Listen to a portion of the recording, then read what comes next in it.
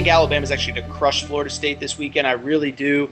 I like Florida State. I like their personnel, especially on defense. I worry, though, they lost their top 5 receivers off of last year's last year's team, and DeAndre Francois wasn't that good. He completed 58% of his passes. I think he had 20 TDs and 7 picks.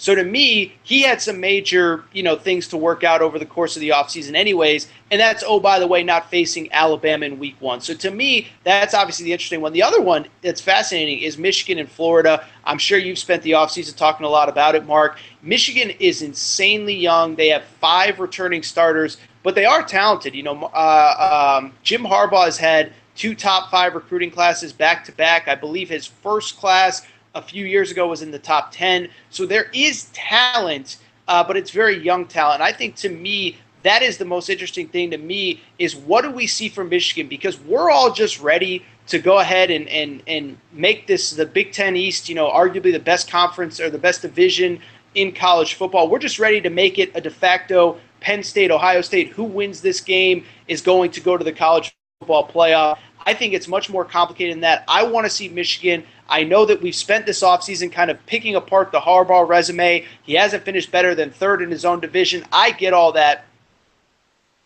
In Harbaugh we trust. I think he's a hell of a coach. I don't think there's more than 4 or 5 teams that wouldn't treat their current coach for Harbaugh, but he hasn't had that success. But I think he goes into Jerry World this weekend and makes an emphatic statement that this team, they're different than last year. There's no Jabril Peppers, there's no Jake Butt, but we're still good. Those are the 2 games that I'm obviously focused on. They're the 2 biggest games. I get it, but man, there are so many storylines going into each of them. My 2016 cap on Michigan is right in line with what you're talking about there. Diagnose the season. I tend to evaluate a little bit beyond the surface, a little under the surface. So the surface is 3rd place in the division. They went 10-3. They couldn't beat the big teams. All right. If you go to the Ohio State game, they lost the game by the measurement of 4th and 1st down play. Otherwise, the game's over. Michigan wins. They win the Big Ten championship, or they get to the Big Ten championship game. They're going to be a touchdown favorite against Wisconsin, a team that they already beat. And then the narrative's completely different on the season. Isn't it amazing? And what happened to Michigan football. They go to Florida State in the Orange Bowl, and they lose their tight end, one of the best in the nation, early in the game. Jabril Peppers didn't play, and they lose by 1 point. So Michigan has just taken off as a program under Jim Harbaugh, and I would expect, even if this season's not their season, we're going to continue to see the ascension into 2018 and beyond. Totally agree. No, I totally agree, and it is so funny when that whole thing came down last year. I still, by the way, don't know how the hell Ohio State got in the college football playoff. I was at that game against Clemson. They were terrible, but it was funny because Ohio State fans were saying, well, we have to be in the college. It's like, why do you have to be in anything? Like, you probably should have lost to Michigan. People forget the week before they beat Michigan State by 1 point because of a missed PAT. And it's like, so to me, I'm totally with you. I think the balance between the top 3 is in the Big Ten East is so much more. Kyrie Irving, the earth is flat kind of deal. Like, I don't think it's this big, slope from Ohio State down to Penn State to Michigan. I think it's much more even across the board than anyone is given credit for. Again, I think Alabama's going to win that big week 1 game, but I think Michigan's going to make a statement too. Like, hey, you don't know the names on the back of the jerseys yet. As you said, Mark, Peppers, but all those guys that were so integral to last year, they're gone. But you know what? We still got talent on this roster. We're still going to be really good going into 2017 and beyond. I saw a graphic of the ESPN Power Index in the Big Ten Eastern Division a couple days ago. Ohio State is given a 71% chance of winning the Big Ten, not just the Eastern Division. Penn State's around 18%, and Michigan is 2%. I can't imagine that if it were physically possible to play the football season out in the Big Ten 100 times, that Michigan would only win the Big Ten 2 out of 100 times.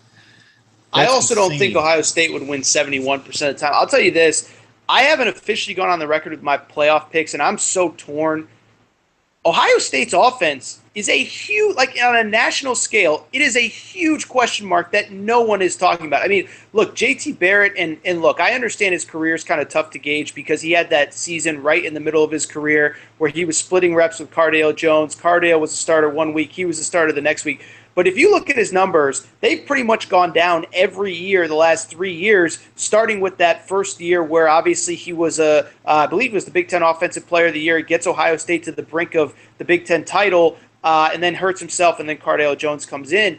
But you look at them, they were not an explosive offense last year. They lose by far their best playmaker in Curtis Samuel, who led the team with 74 catches last year. That is a major question mark coming in. So in the same way that you don't think Michigan would win the conference only 2 times if they played it 100, I find it really hard to believe that Ohio State would win it 71 times out of 100. I think that offense is something that nobody is talking about.